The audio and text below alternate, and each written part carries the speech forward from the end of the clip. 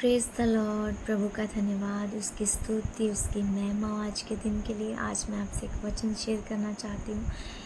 ये वचन उन लोगों के लिए है जो सच में प्रभु यीशु मसीह के चेले बनना चाहते हैं, जिनके अंदर परमेश्वर के लिए भूख और प्यास है, जो मसीह के लिए जीवन जीना चाहते हैं।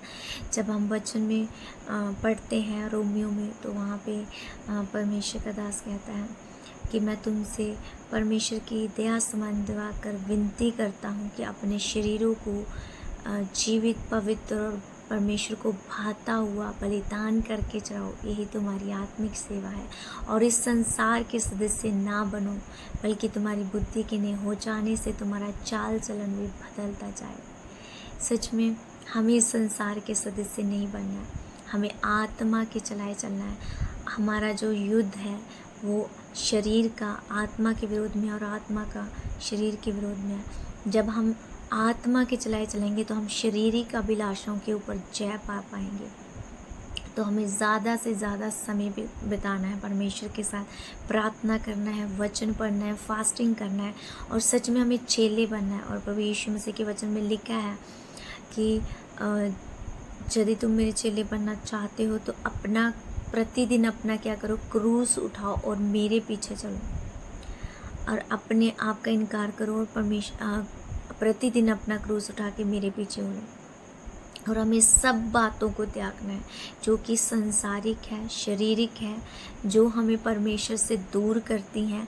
जो संसार की बातें, हमें उनको क्या करना है, ना कहना है, त्यागना है। और जो इन दिनों में जो यूथ है, जो अपना ज़्यादा समय जो है वो फालतू बातों में, फ़ोन यूज़ करने में वेस्ट कर रहा है, उनसे रिक्वेस्ट करना चाहती हूँ कि इन चीज़ों से मन फिराओ। अगर आप किसी चीज़ से बाहर नहीं निकल पा रहे हो तो प्रार्थना में बैठो, प्रभु को अपनी कमज़ोरी, अपनी जो भी प्रॉब्लम है उसको बताओ और प्रभु आपको अनुग्रह देगा कि आप उन चीज़ों से बाहर निकल पाएँ। तो हमें इन दिनों में प्रार्थना में बढ़ना है, आराधना में बढ़ना है, फास्टिंग में बढ़ना है और आत्मा के द्वारा चलना है और वचनों को मनन करना है, क्योंकि ये अंतिम समय चल रहा है। इस संसार के सदस्य नहीं बनना कि इस संसार में कौन सी नई चीज़ें आ रही हैं, कौन सा नया ब्रांड आ रहा है, जो कौन से नए ऐसे फैशन जैसी चीज़ें आ रही हैं जो हमें संसार की ओर खींच रही हैं, जो हमें परमेश्वर से दूर कर रही हैं। तो हमें अपने आप को देखना है, हमें अपने आप को जांचना है कि हम संसार के अनुसार चल रहे हैं, संसारिक चीज़ों में जी रहे हैं, या हम परमेश्वर के वचन के अनुसार चल रहे हैं। तो हमें अपने जीवन को परमेश्वर को पवित्र और उसको भाता हुआ बलिदान करके चढ़ाना है। यही हमारी आत्मिक सेवा है। हमें आत्मा के चलाए चलना है, हमें आत्मा में जागते रहकर प्रार्थना करना है, वचन पढ़ना है और इस संसार के सदस्य नहीं बनना है। हमें चेले बनना है और चेले बनाना है।